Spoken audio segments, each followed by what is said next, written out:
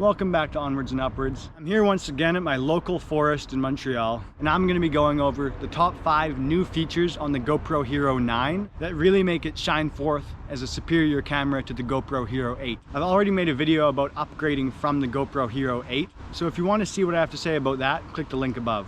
Number 5. So what I chose for the 5th feature might surprise you, but it's a feature that I really enjoy, and that's the new 23.6 megapixel camera. I know I'm still going to be bringing my GoPro and my DSLR on trips, mostly for the zoom lens, but now the quality of the still shots that you can shoot on your GoPro is so high that many photographers might just choose to go with the GoPro camera now. Number 4. So what I chose for number 4 is the new 5K footage.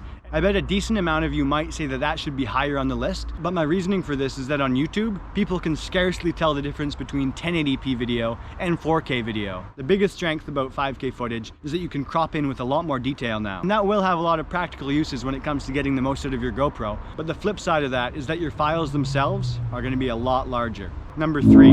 In the 3rd spot, I put horizon lock. And this is going to seem really ridiculous to a lot of you, but the reason I put that above 5K footage, for example, is because I make primarily hiking videos. If you're making any video where you're trying to show a view, the most annoying thing is going back in post-production, leveling the horizon for half of the shots when you're on top of the mountain. You could argue that I need to be more mindful of the horizon itself, but this new feature makes that just another thing that you don't have to worry about anymore. Number 2, which is an amazing thing. They finally got the removable lens cover back. The number one thing that most people didn't like about the Hero 8 was that if you broke the lens, you couldn't just buy a new lens cover online and install it yourself. The number one thing that people hated about the GoPro Hero 8 was that if you broke the lens, you had to send it back into GoPro, get them to fix it, and spend a whack load of money. Finally reintroduced the feature where if you break the lens, you can simply disconnect it, buy another one, put it on, and it's way less money. The reason they got rid of the lens cover was to reduce condensation. For example, on an overnight hike, all that condensation would get under the lens, so then quality of your footage might not recover for several hours.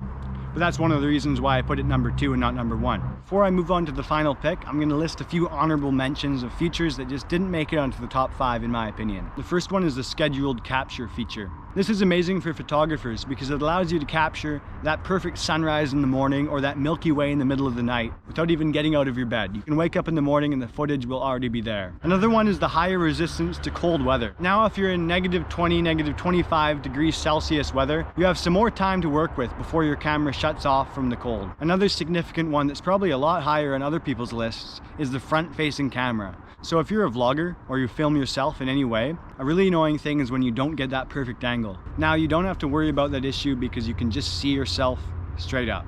Number 1. For me, the biggest deal about the GoPro Hero 9 are the new batteries. So as you know, the entire GoPro itself is a bit larger, same with the batteries. So you do have to keep in mind the extra weight, but when it comes down to it, having a battery that lasts 30% longer on average and 51% longer when it comes to 4K, 30 frames per second footage is a major upgrade. The batteries themselves are one of the largest reasons why I would consider upgrading from the GoPro Hero 8 to the Hero 9. With that being said, thank you so much for watching this video. If you have any comments, if you disagree with anything, let me know below, because there's a decent chance that you are right. Because I use the GoPro for specific purposes and many people will not share those purposes. So I hope this provided some food for thought, and I'll see you next time on Onwards and Upwards.